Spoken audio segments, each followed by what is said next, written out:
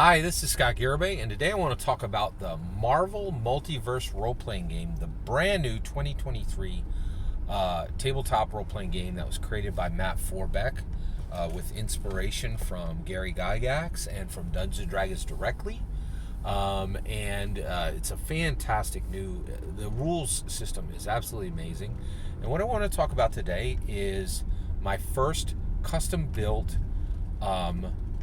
Marvel superhero from a player with me as the Dungeon Master. So I ran a one-shot of Marvel Multiverse RPG. I had purchased the book that week. I was super excited, and I told my Thursday gaming group, hey, I would love to run this for you guys because there was an open slot.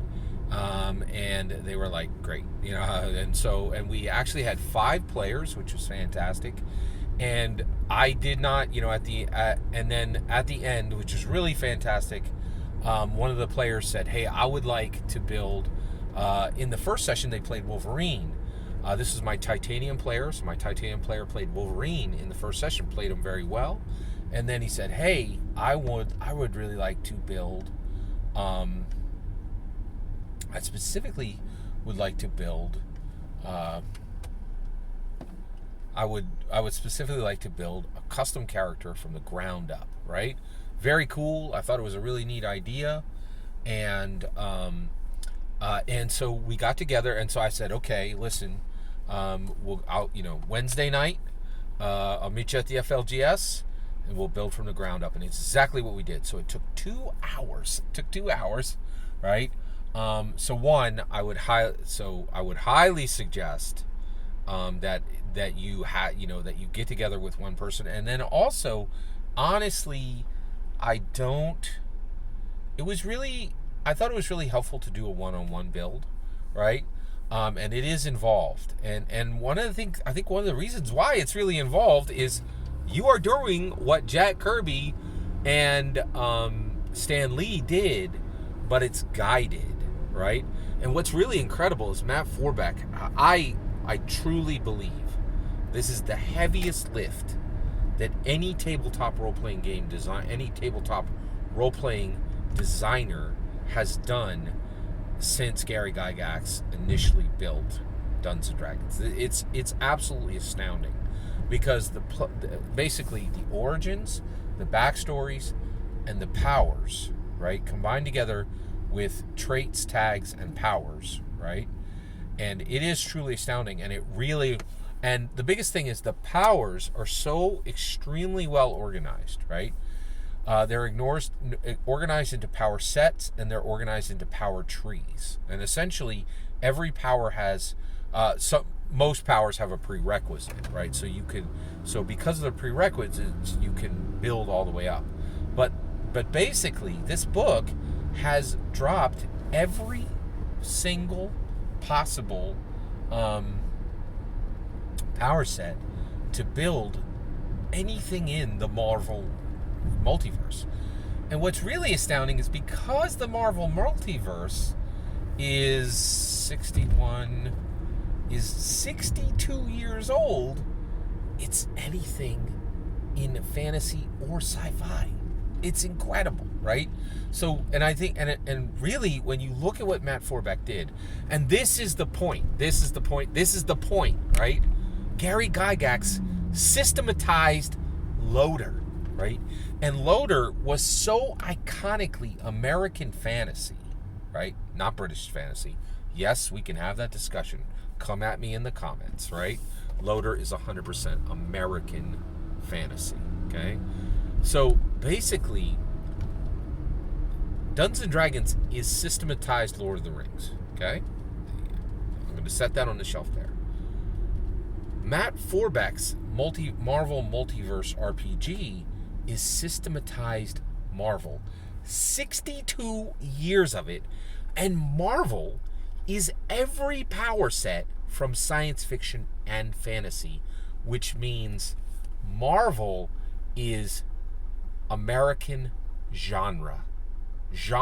It is literally American fantasy and sci-fi.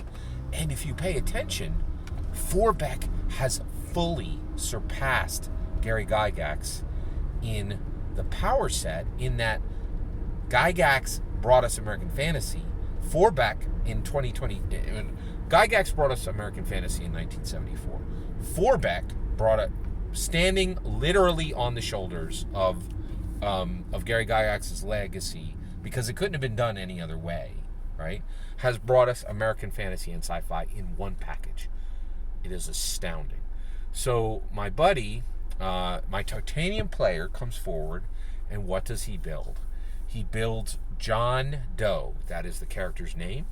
John Doe. His origin is high-tech android. Okay? So high-tech android. So he is actually not human. He's not mutant, right? And yeah, so you have those, right? So he's very similar to Ultron, but he was built by AIM, which is Advanced Idea Mechanics. AIM is Baron von Strucker's organization that came out of World War II. So AIM has built this high-tech android, right? And he is exactly like Deckard from Blade Runner.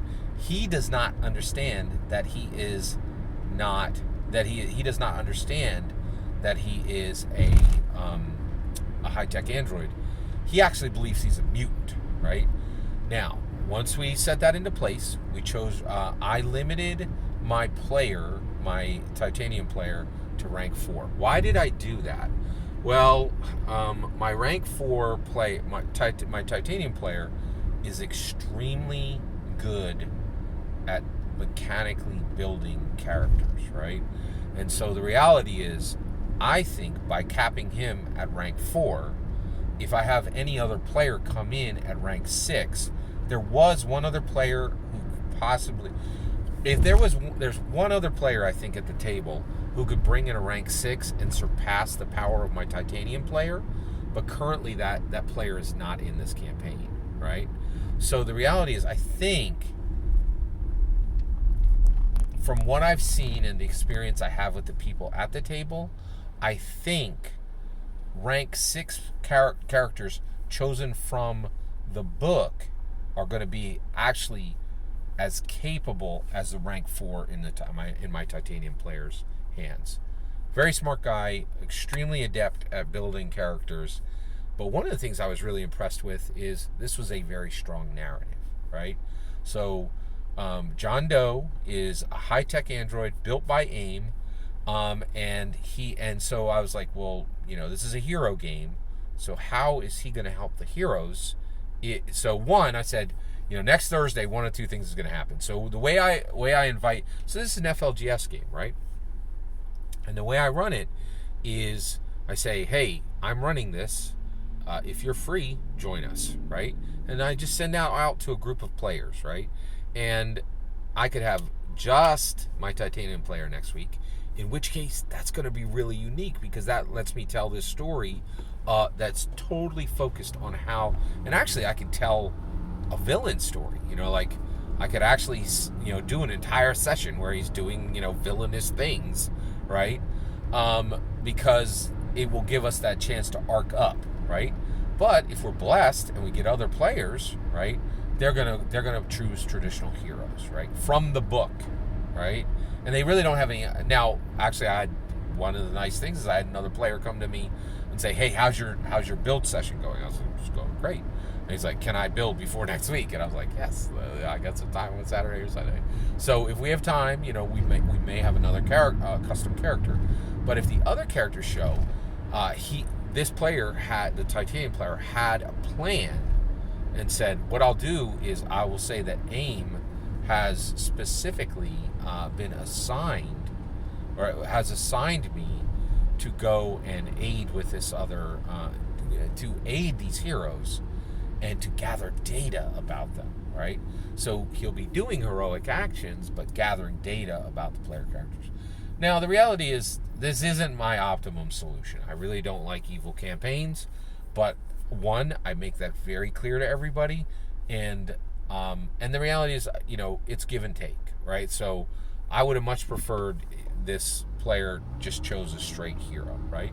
But he wants a character with a redemption arc. That's okay. We can do that, right? As long as they're arriving at a heroic disposition. I don't like telling stories about villains. I don't like seeing it in my politics. I don't like seeing it in my TTRPGs. I want to tell stories about heroes. And actually, one of the things that's very interesting is now that Dungeons & Dragons is getting a whole bunch of new players coming in, and actually they actually defined this recently in the new Big B Presents Glory of the Giants. Dungeons & Dragons is stories about heroes, right? You can go off and tell some weird tangent story that, they're not going to stop you, but the entire game is structured around heroism. And I think you could see that in Marvel Multiverse RPG. So I was incredibly blessed. I was really fortunate to just kind of dig in with this, with my Titanium player. It was really fun just sitting down for 2 hours, going through the book together. And by the way, what is his power set, right? He chose the power control block, right? And he chose Discipline 4, right? So that means Discipline 4 is the same as Mighty 4. And he actually is going to be doing a lot of focus damage. So he's not going to be able to kill people. He's going to be able to shatter people, right? So if your health is reduced to 0 in Marvel Multiverse RPG, you are killed. If your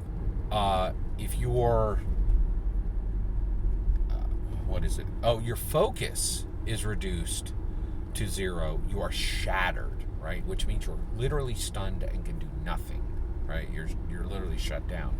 And so that can happen, and I love this, that the Marvel Multiverse RPG allows somebody to literally be stopped in their tracks and stopped. There's a mind and spirit damage track, which does not exist in Dungeons & Dragons. And I am telling you, if you have not picked up Marvel Multiverse RPG, you have got to pick this up. It really surpasses Dungeons & Dragons in every possible way except experience. It has a better rule set. It has better design, but it's not a better experience. And that's a whole video of itself. It's still not a better experience. And the reason why is Dungeons & Dragons just has a legacy that is unparalleled anywhere in the tabletop role-playing game activity sphere. Nothing comes close, right? And so, and I don't want to go on and on and on about that, but I really am just shockingly impressed with what Matt Forbeck has been able to accomplish with this. And I also think we are in a new dawn, right? You can play a tabletop role-playing game. You can play a tabletop role-playing game. You can find those anywhere. You can find them on the OSR, and you can find them on the indie side. If you want a tabletop role-playing experience, there's only 2 right now. There's Dungeons & Dragons, and there's Marvel Multiverse RPG. I am living that experience. I'm incredibly blessed to have made my first custom character as a dungeon master, to work with a character, with a player, one-on-one. It was a 2-hour enjoyment session, which is incredible because that's exactly what the length of a movie is. So, and I would have been a little disappointed if it gone much more than that, because I'm also convinced that things need to fit into that 2-hour block. Every single word of that is my humble opinion. What's important is when I get to hear your humble opinion, when you get in the comments and send your traffic. Please consider liking and subscribing, and may God bless you and yours.